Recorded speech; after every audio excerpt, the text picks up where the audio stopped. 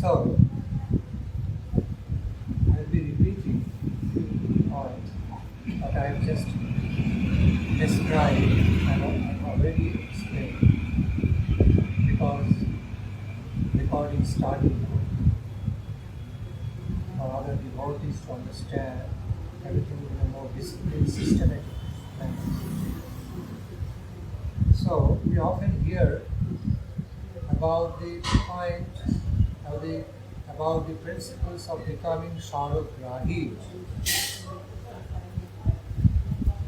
Saragrahi means becoming a substance seeker. I repeat, while in the Holy Scriptures we find the mention about the term saragrahi. Becoming saragrahi literally means sara means substance, grahi means acceptance of that substance. Grahi means one who is accepting that same substance. So, the Holy Scriptures, the Mahajanas or Guru Varga often advise us, guide us to become saragrahi or substance seeker,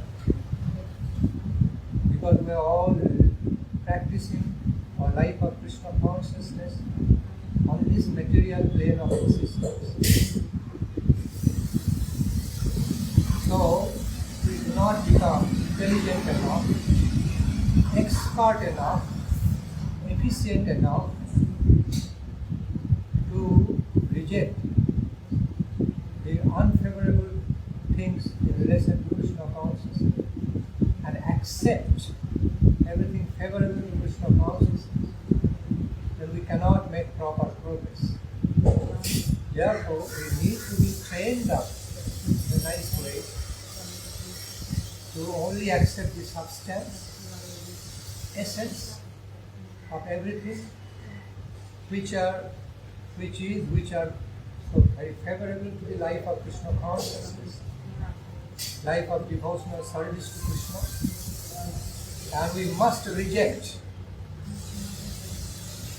anything and everything unfavorable to the life of Krishna consciousness, practices of pure Krishna consciousness.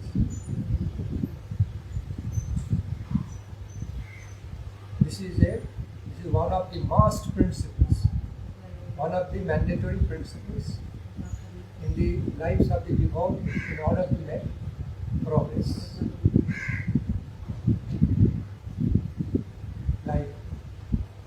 Until and unless we stay away from our sickness. I repeat, until and unless we can stay away, remain safeguarded from all kinds of sickness, we cannot take care of our health properly. Very easy to understand. We have to take care of our health in a proper way. Then we have to reject the ways which bring sickness. Need to remain very careful. Similarly, in the spiritual world also, Seansi Bahuvik Nan, sometimes while we are trying to make progress in our higher spiritual lives, devotional lives, lot of tests appear, not all the time, sometimes. Often lot of tests appear for life to make us prepared. Sometimes some tests appear there for some certain lifetime preparations or some higher achievement, future's higher achievement of life.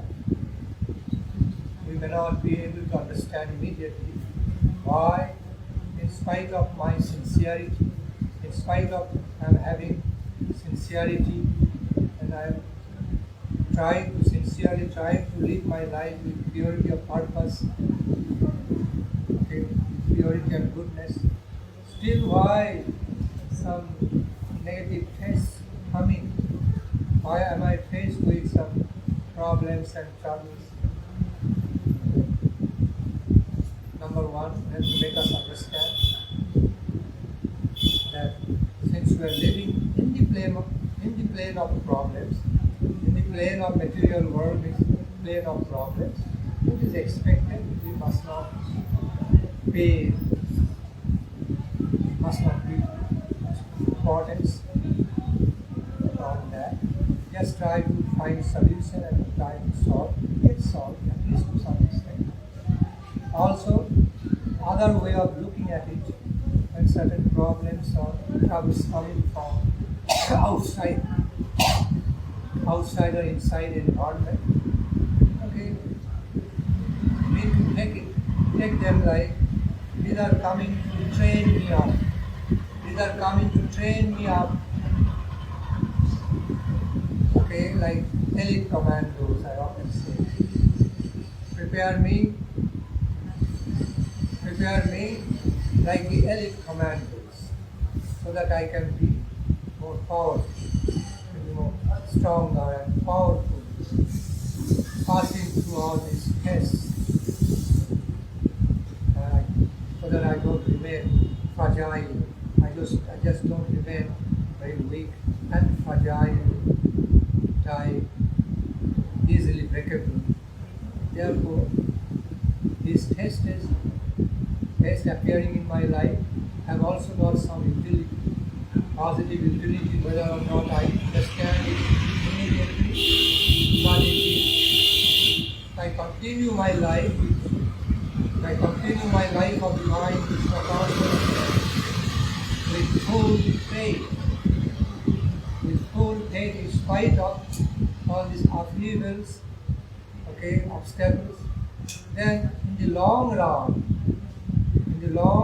in consequence, some good results must come. Some good results, positive results must appear in my life. That's what happens. That's what happens in the great lives. As we look into the nature of the great lives of the exalted pure devotees, oh, lot of troubles, obstacles also. They are also often faced with lot of troubles and problems, obstacles, different forms. But the great difference between them, those extraordinary great lives and the ordinary lives, the great lives never succumb, never collapse. They pass through, overcome through, they always overcome. They don't just only pass through somehow, in a weak way, they rather overcome them. Superior ability, superior power from their within, and also from their prayer or higher divine grace, or from their prayer for help from the world of divine grace from the Lord. Both gets combined.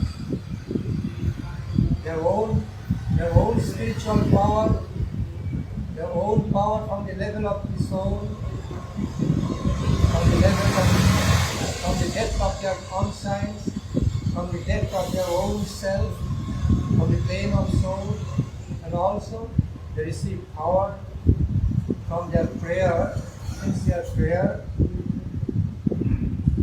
for divine help, prayer to Supreme Lord for sending some divine help. But they never lose faith. They never get so frustrated or disappointed. That makes the difference. That makes the distinction between ordinary people and the great lives. Ordinary devotees, neophyte devotees, and the great devotees. And what we see, ultimately they come up with flying colors. Ultimately they come up with so much bright glories of fulfillment, great achievement, divine achievement and attainment. So, all they are passing through the test. Taking up austerity is never going in vain. So when we continue to follow in their footsteps, we'll also be achieving in a similar way. Cannot, but it has to be there. So, the principles of the pure devotees will never get to fun. Never to be frustrated, never getting frustrated, disappointed, although it comes. To speak the truth, it does come for a while, momentarily. Even in the lives of the pure devotees, momentary frustration and disappointment, hopelessness may come, can come, but it cannot stay. That cannot be staying for longer time.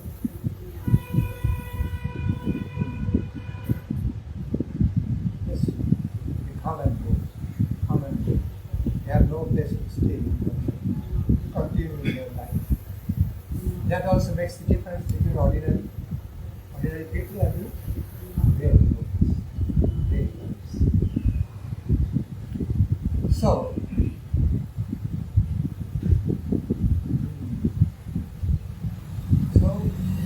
we have to have high class, divinely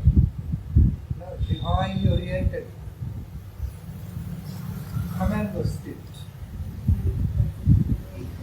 When we talk about commandos, we may not like it so much, that example.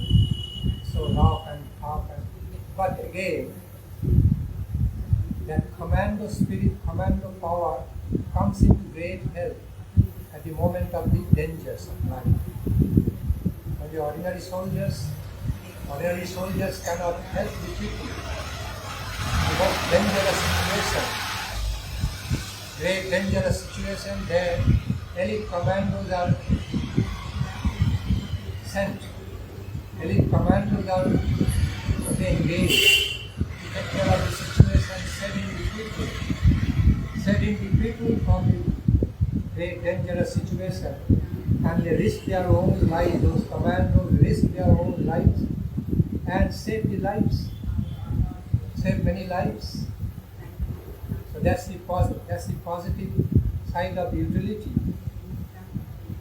Okay? A side of great utility. It's the noble principles of the utility of the heroism. Noble utility of the heroic principles is being utilized for saving the lives. Those who could not save their life on their own in dangerous situations, elite commandos go there, risking their lives in a heroic way and saving them. Nice. So see, strength and power is always so good, better and best. While it is misused in a satanic way, then it is very, very bad. It causes so much harm to life. But while same strength and power utilized in a good way, positive way, it gives life, saves life, promotes life, protects our lives.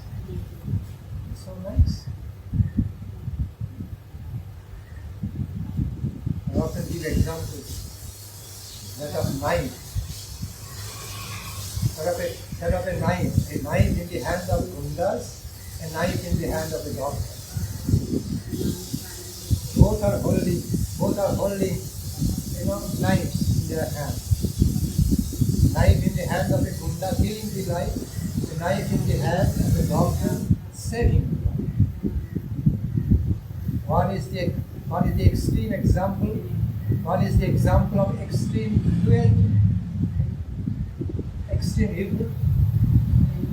Another is the example of extreme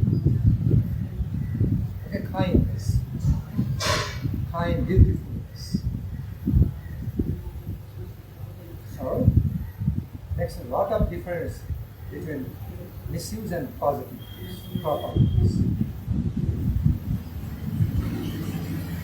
So, also coming back to the explanation of that point, philosophical point, I think the ways of Guru Maharaj explanation, elimination, acceptance to elimination, elimination and acceptance, making progress through elimination and acceptance. Guru Maharaj explained the same. I am repeating the same what he recorded, so I will not be complete.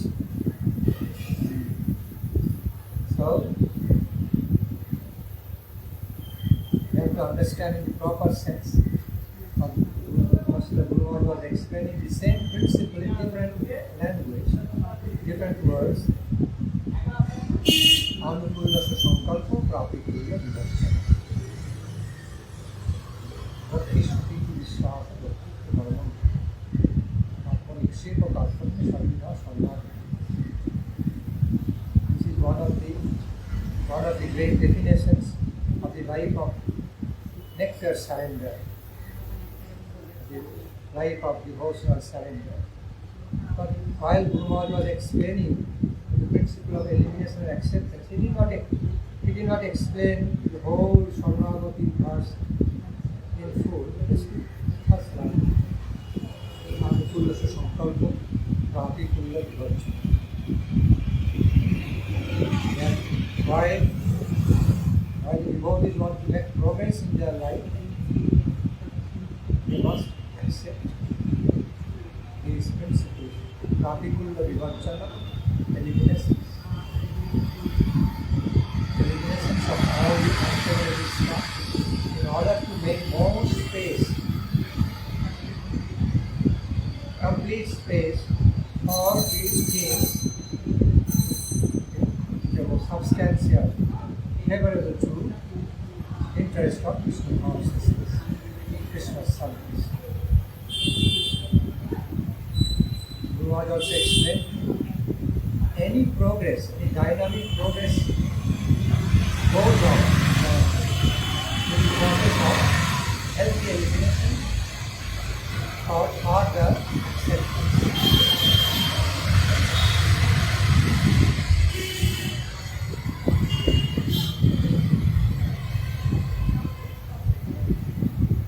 Any kind of progress or any plan follows this principle, healthy elimination, and then doing that, having healthy elimination in order to have further acceptance, higher acceptance.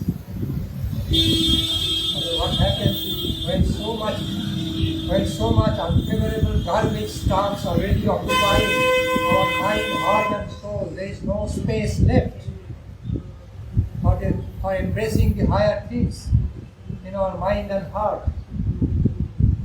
Therefore, healthy elimination, healthy principle of elimination is very much required. And such elimination doesn't at all mean elimination of good things, eliminations of good things from our life, elimination of bad things of our life. That's what it means. Then, after having that kind of elimination, when we have acceptance of the higher goods, higher positive wealth of our life, then they work wonderful way. They yield with results in our life. But as long as so much unearths are occupying, mind, heart and everything in our life, then even if we come in contact with higher positive wealth, but we cannot embrace properly, we cannot accept them to the heart properly because my mind, heart is all polluted, filled with garbages of unearth. Therefore, this is called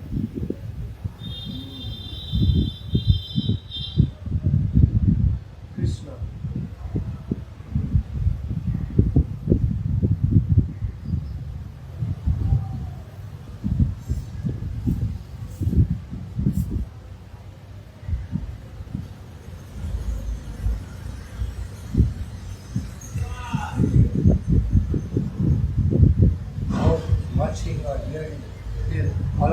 when Maharaj is talking in loud voice,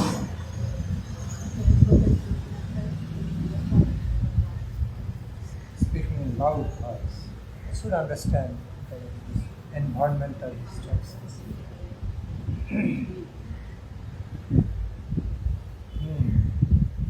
So one big question can arise in this regard. Like when we are walking forward,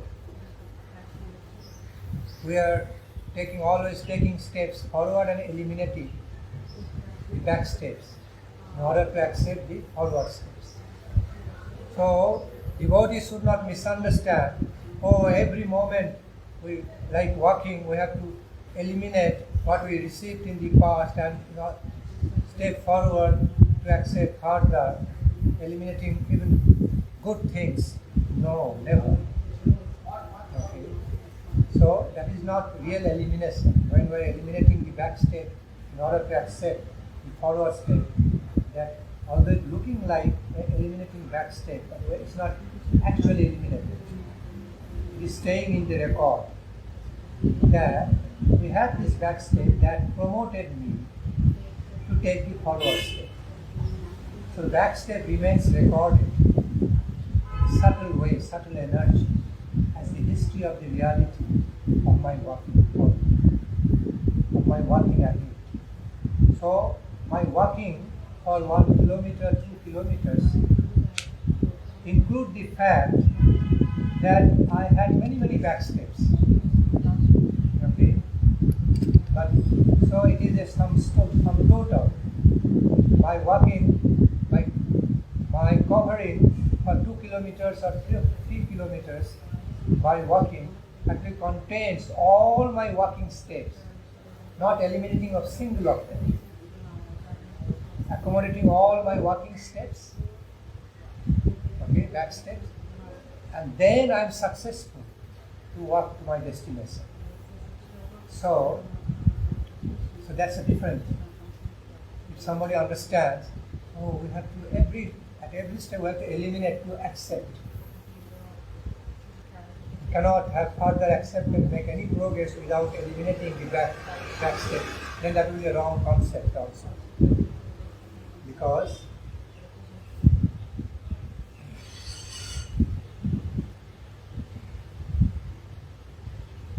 progress means always is making acceptance through elimination. This is true. But what we are eliminating or making real progress, which we are eliminating or making a real progress, when it is a positive thing, okay, it looks to be, I repeat, when it looks to be like we are eliminating some of our positive steps to make a further positive steps forward. So that is not real elimination. Okay, cannot be compared with the eliminations of or rejecting of the garbage stuffs, unfavorable stuffs. So it's a different concept, different considerations. You have to understand it in different concepts and different considerations. So I repeat, why we are found to be eliminating certain positive things in a sequence, in a system, to make further progress, eliminating behind some positive steps in order to accept forward steps to make progress, advancement. That kind of elimination acceptance is different.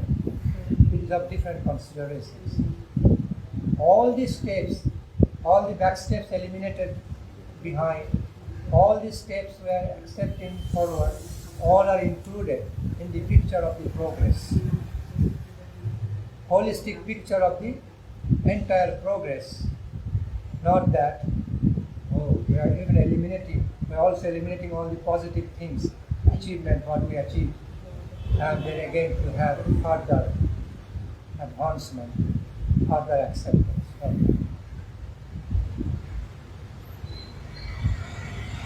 Because often that kind of misunderstanding can come. by explaining the philosophy principle of acceptance through elimination.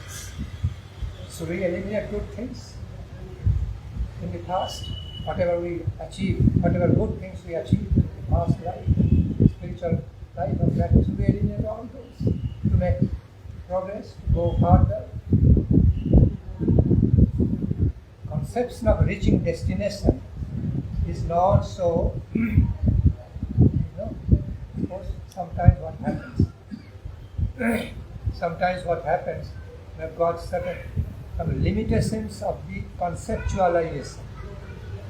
We got some limitations of our imagination, thought process and conceptualization.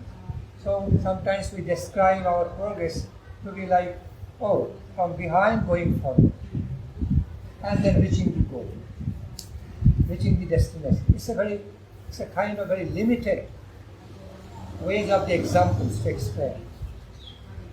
We are walking forward, journeying forward, and reaching our goal, finally destination.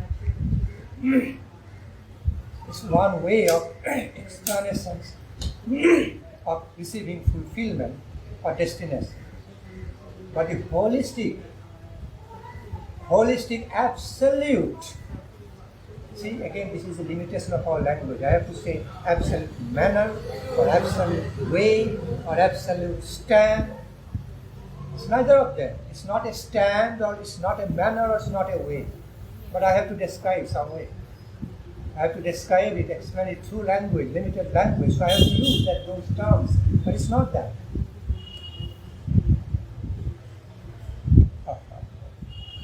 You have to understand what I say, what I mean. Which term you have in mind? In which language? This language. Which term you have in mind? There's no term. No language. You don't find. There's no language. They often say inexplicable. It cannot be expressed through language.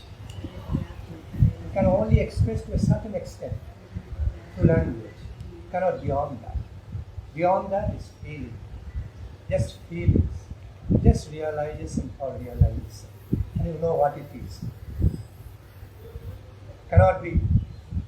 Language cannot be good enough often to describe all holistically. So back to the point, since I'm also describing through limited language, limited ways of language, so I have to use some way pattern like so. What is found as all right from a very relative partial sense is not all right from the absolute sense. So, the holistic, absolute conception, absolute way of the definition of progress is not that, we're working forward and taking journey ahead and reaching destination.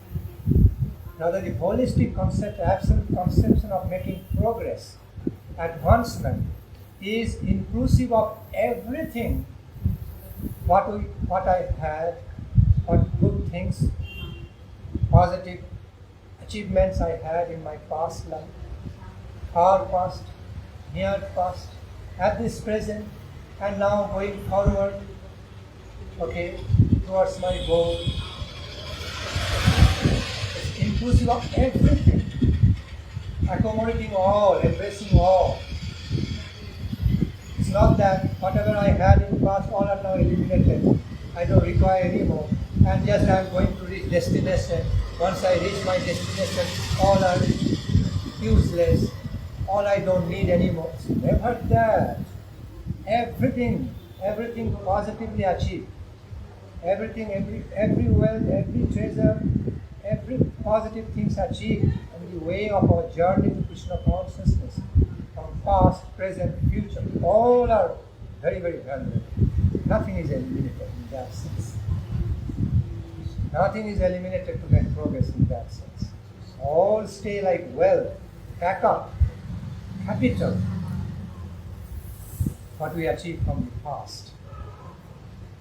And that is All of them complementing, supplementing, not just complementing, supplementing, backing me fully to reach my goal. And when I reach my destination, my goal, again the concept of goal, concept of reaching my final destination or final goal, also not so limited, like a place, like a limited space on this mundane world. Okay, that is my goal, I am reaching my destination, finished. These are all limited mundane concept of achieving goal.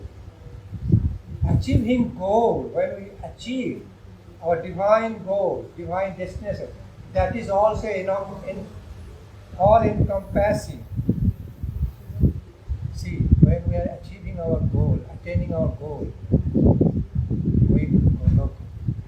the infinite abode, the abode of the Supreme Lord, that of unlimited character. Is it like achieving a destination in a limited space? No. So, achieving our destination,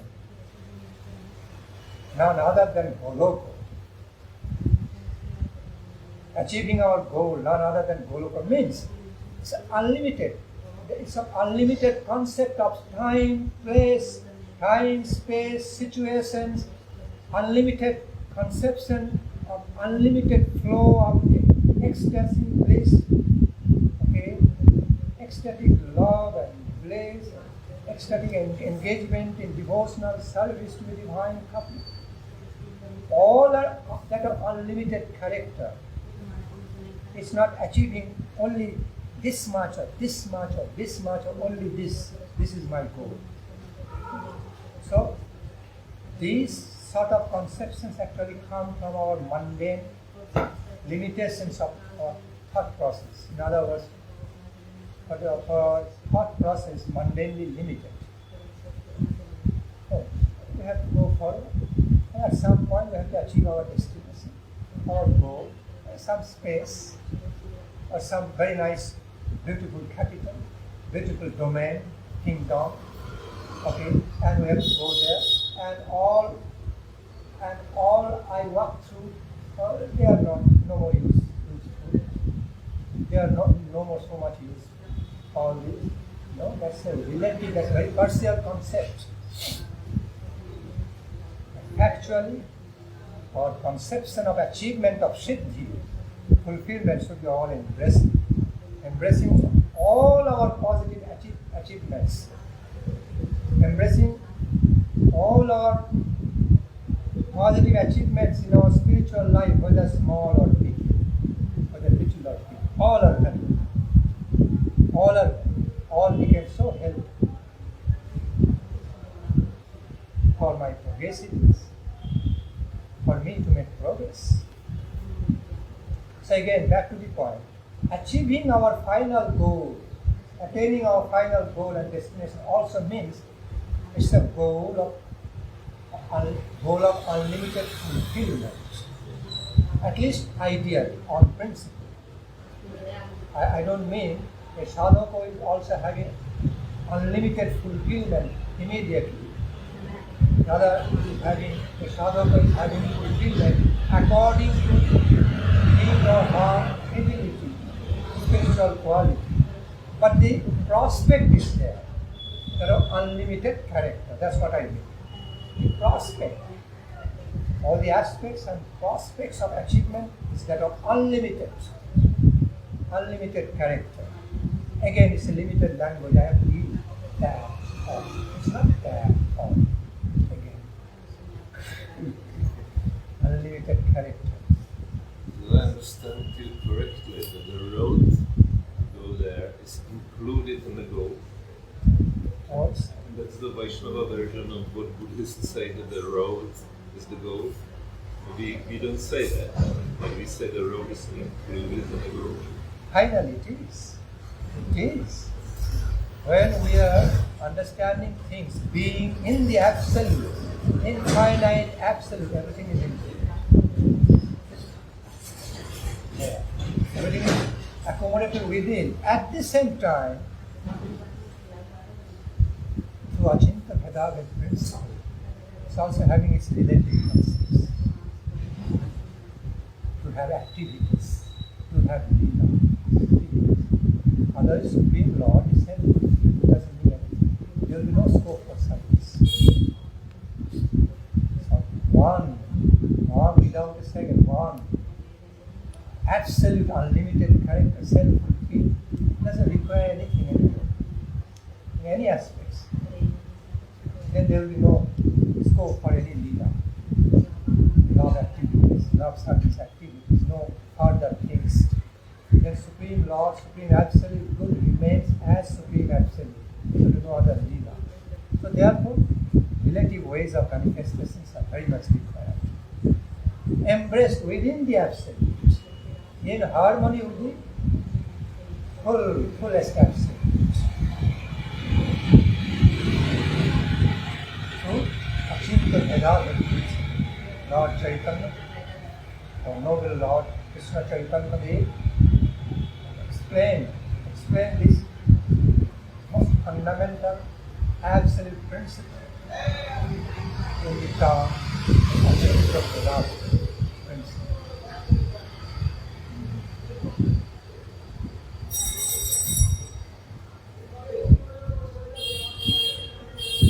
Cannot be fully comprehended, but still happening.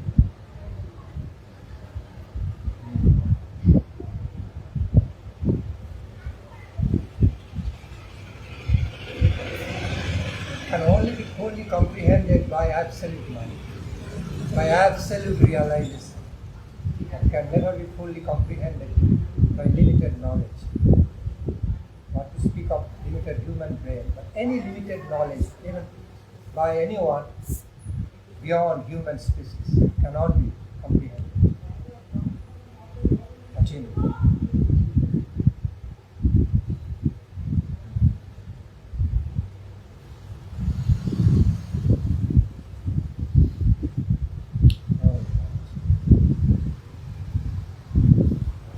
Let's start it spontaneously.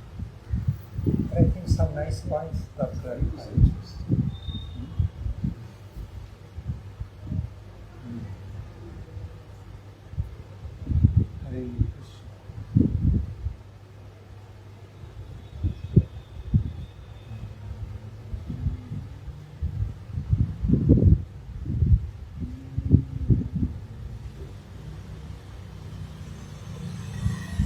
Has any other query, you can have Harikatha and then we can move to Astota.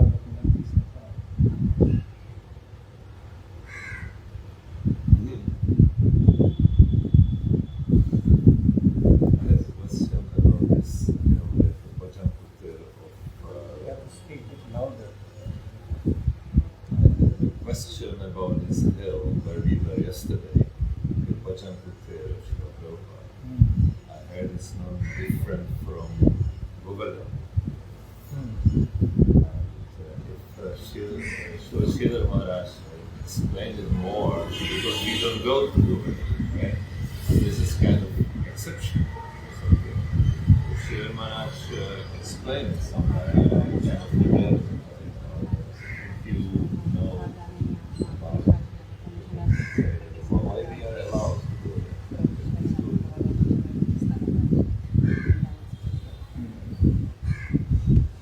Well, so Guru Maharaj actually did prohibit us to go to Govardhan. It was more particular and specific about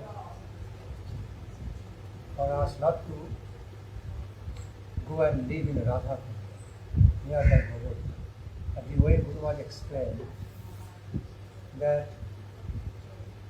according to the adhikar given to us in Vrindavan, that mostly we can go up to Govardhan, live nearby Govardhan, up to Govardhan, not crossing it over, because thereafter we do not have the qualification to go further yet towards Radha Kunda. He explained it more spiritual. And he didn't prohibit us to go to have darshan of Radha Kunda. What I said, not to bathe like we read in Radha Kunda, following Srila Prabhupada and Krishna Thakur. The same mood, following the mood of Raghunath Das Bhakti Maharaj, or Sean is his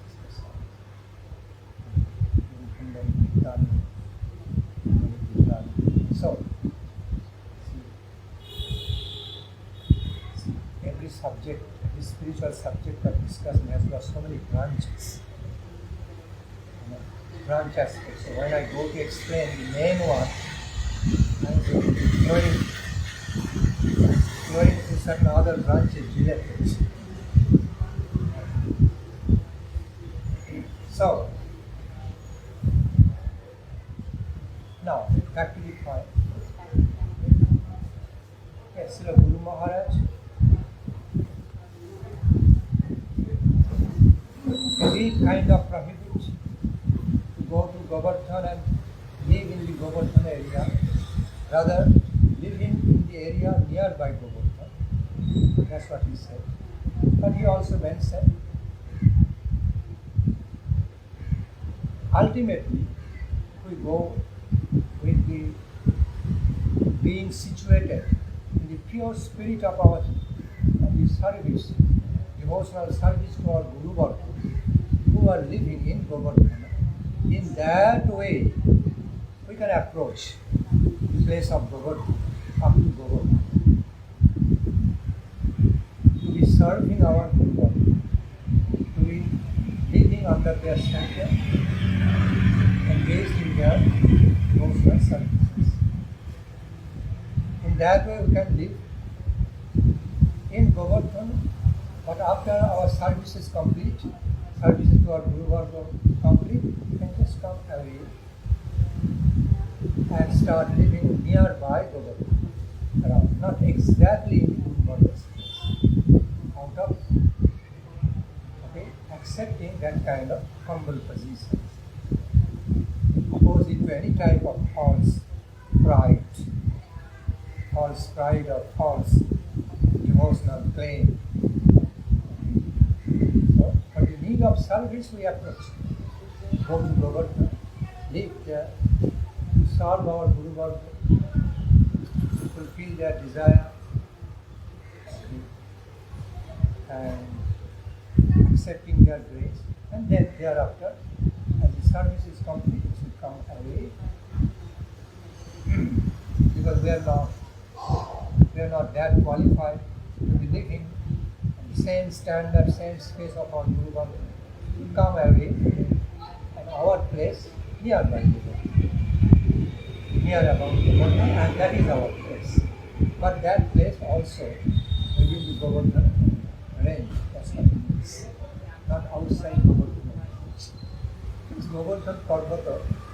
I'm not talking materially, talking spiritually. Govardhan Parvat areas, spiritual sense, big range also. Spiritual, divine sense. So,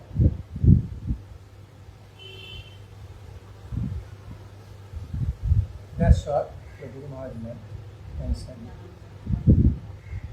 And Srila Saraswati Tahkur, Guru Maharaj also explained, that Srila Prabhupada, Prabhupada Padma, to discover, he had the vision of all the corresponding parts of Braja, Vrindavana, Dham, Navadvip Dham. Just as he had divine visions of all the corresponding parts of the Braja in Navadvip Dham, calling Navadvip Dham as Agunda Brajapattana, none different from Braja, none different from Braja Dham, Vrindavana. So, in a similar way, he also realized, also visualized. You need a chair? So, similar way, he also had the vision, realization of certain corresponding parts of the Braja over here. Following the mode of Mahaprabhu, following the visions, realistic visions of Mahaprabhu, Mahaprabhu also saw Chataka Parvat as Govardhan. Here Mahaprabhu absorbed, overwhelmed in Dibba Bhava, Dibba Krishna Prem Radha, Sri Radha Bhava. He viewed Chataka Parvat as Govardhan, the incarnation of Govardhan.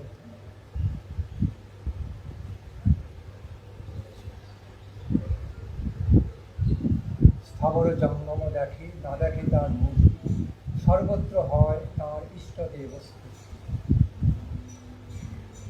Apparently he was seeing mountain, hill, and other things, but never seeing the outer material form of that. Everywhere feeling and visualizing Krishna's special manifestation.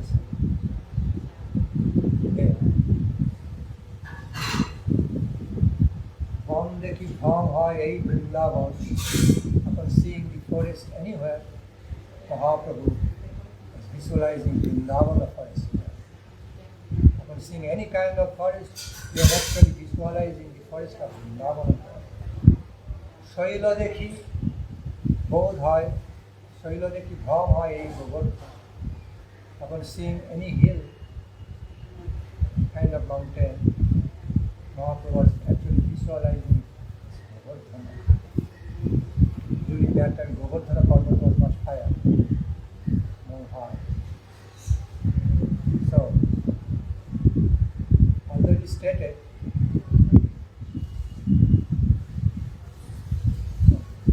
so that was the way of the visions of Lord Chaitanya. Everywhere, everything he was seeing, all in direct in connection with Krishna. But Krishna did not do that. So Saraswati Tahkur had similar vision. Chataka Parvat as Govardhan. Since Mahaprabhu already recognized it as Govardhan, authorized by Lord Chaitanya, okay?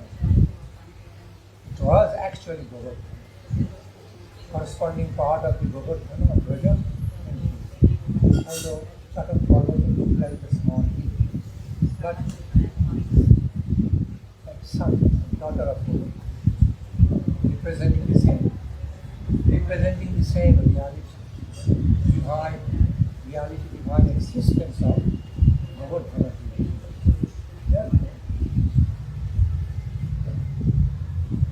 He had a bhajan kutir over there. Now, your next question would be,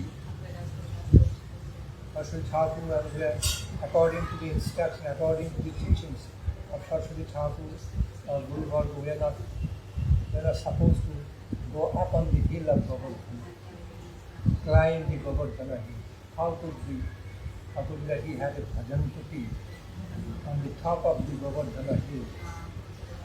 Well, because at the same time, although he saw Chataka Parvat as not different from Govardhana hill, but again, for the requirement of the services, devotees in Braja, climb up Govardhana hill, to worship Gopal on the top of the hill, and for during Govardhana Puja, Vrindavas is also climbing up Govardhana hill. So, in order to serve, this is the main point, that was the main vision, main feelings and conception of Saraswati Thakur while he established his bhajan kutir on the top of Govardhana hill, form of Chataka Parvat. While divine couple, Sri Radha Krishna, have their pastimes, go up on the Govardhana hill, have their sweet love pastimes. all over Govardhana Hill.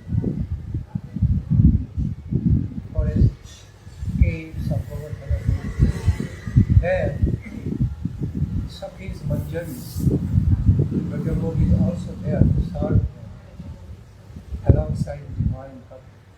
They accompany them. So, what's that? Essentially, Srila Thakur had to be a more Manjari mood of more Nayanamani Manjari, serving divine couple on the top of Govardhana Hill or in Govardhana Hill, accompanying them for service, accompanying Astasakhi and Manjaris. So, in that very intimate devotional service mode, intimate mode of devotional service, intimate mode of some intimate love, services to divine couple as the Manjari, situated in our Manjari house, he accepted. And he did absorb in bhajana in there, mostly in that part. In order to serve the divine couple, accompanied by Swamis, along with other Manjaris, he was also in Govardhana. So, this found exceptional, special. Although in general, the general principle he established before us regarding how to respect Govardhana is that not to climb up, not to go above, not to climb up Govardhana hill, okay, and stay there, but to stay on the footage of the Govardhana hill, on foot of the Govardhana hill, and be engaged in service from there. Worshipping Govardhana, direct self of Krishna, direct extended self of Gopala Krishna.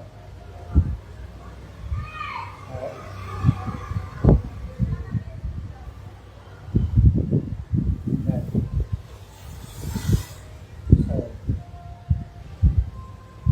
that's the way Srila Thakur actually guided us, taught us to be engaged in the devotional service to Gopala, being in the truth of it, under the grace of self, other devotees living there. So that is stand for us, and not going up on the Govardhana hill and be living. But again, yesterday what to do? Again, for the sake of service, we had to go up to pay proper respect to his bhajan and be in the respectful, loving mood of glorifying, of describing his glories, doing parikrama of his bhajan, having darshana of the same, or we have to go up. Required by the service mode. Then we can also go up on the Govardhana hill. Okay? We, the Gaudiya Vaishnavas, followers of Sri Saraswati Tahkur, can also go up on the Govardhana hill exceptional for some special type of services if we have over there in relation to Gopala and other services. But other than that, we cannot do. Following the same example of Govindas serving Mahaprabhu, you remember that example? Beautiful, wonderful example. We saw the Gambhira room of Gambhira is so small, and Mahaprabhu was so tall. So when he used to be resting, there, the whole space be occupied by Mahaprabhu's divine form, tall form. So, sometimes Govinda had to cross. Mahaprabhu already resting, laying down. Okay, how Govinda could go. So, for the need of service, giving message to Mahaprabhu, Govinda would be crossing Mahaprabhu, over-crossing Mahaprabhu's divine form and go. And after he finished the messages and all, he would not cross him. Mahaprabhu said, ask him, why don't you do it? After he finished message, cross me and go to have prasad. I'm resting while you're waiting. Prabhu, I cannot. For your service I crossed, that was okay. But for my satisfying my hunger, taking prasad, I will cross that and wait till you wait. Same principle. Same principle in relation to holy hill, divine hill, Govardhan. Clear?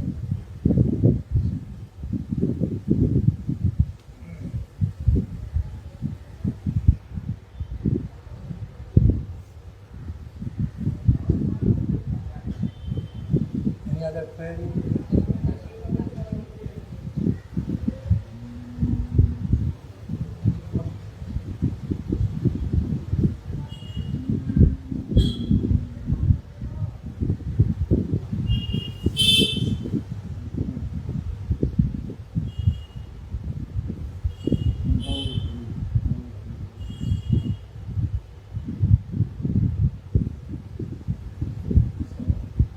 Which others place left for having further darshan?